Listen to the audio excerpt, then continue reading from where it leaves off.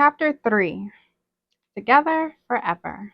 Gothel's room was filled with the hazy grayish-blue light that always accompanied sunrise in the dead woods. Gothel pulled her red velvet duvet up around her chin, feeling a slight chill. She was reluctant to greet the day and face her sister Primrose, but when she focused and really looked about, she realized she probably shouldn't be so worried. Her room was filled with red paper hearts hung from the four posts of her bed and strung from the beams on her ceiling. She reached up and pulled one of the hearts from her four-poster and read it aloud. Together forever. Gothel sighed, hoping it meant her sister wasn't angry with her anymore. She stood in her room, just looking at the gray stone walls and the magnificent view of the woods from her window, realizing how much she really loved that house.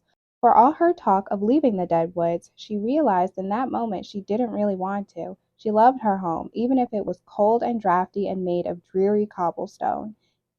Even if it was barren and uninspiring and covered in monstrous carvings of night creatures. It was her home, and it was where she had lived her entire life. She wouldn't know how to live in the outside world.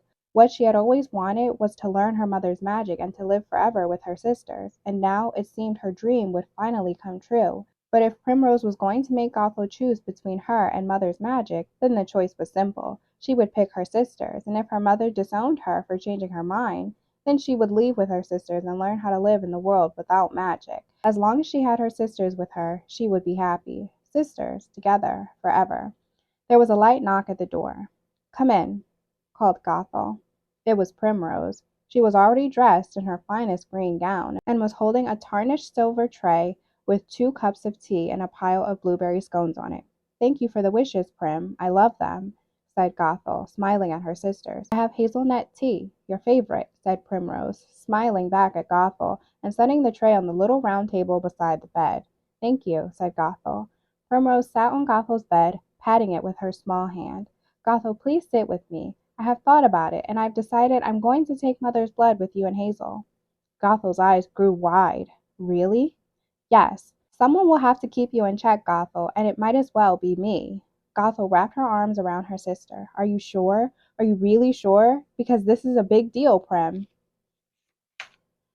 "I know, but you and Hazel were right, of course. I've always known the stories. Ever since we were little, we've known who our mother is. But I think somehow, oh, I don't know, I think I managed to turn it into some sort of fairy tale." "Yes, I understand. I've never seen Mother use her magic like that before. Somehow I was able to tell myself the stories and our history weren't real. I understand, Prim, but can I say I think I'm worried about her. Something within her has changed. Something isn't quite right. I wish you and Hazel wouldn't fret over Mother so much, Gothel. She will be with us for at least another 100 years. I hope so. It could take that long to teach us everything she knows." Primrose stood up from the bed, went to Gothel's closet, and pulled out a dark burgundy velvet dress and a black velvet cloak. "Here, I think you should wear this. Hazel is wearing her silver. You won't want to be the only sister who isn't dressed for the occasion." "What occasion is that?" "Mother's ceremony, silly. I've already told her we are all taking the blood this evening at sunset. She's in the conservatory now making preparations." "Do you think she will actually let us in there?" "Maybe. In another 50 years," said Primrose, laughing. "You know how Mother is. Do you have any idea what's in there?" "I think it's Rapunzel." "Who?" "It's a flower. The only thing that grows in these woods lives in that conservatory." "How do you know all of this?" asked Primrose. "I've been reading Mother's journals for years. The flower has been in our family for generations. It will be part of our responsibility to keep it alive after Mother is gone." "You're so weird, Gothel." Gothel flinched. "Weird? Why?"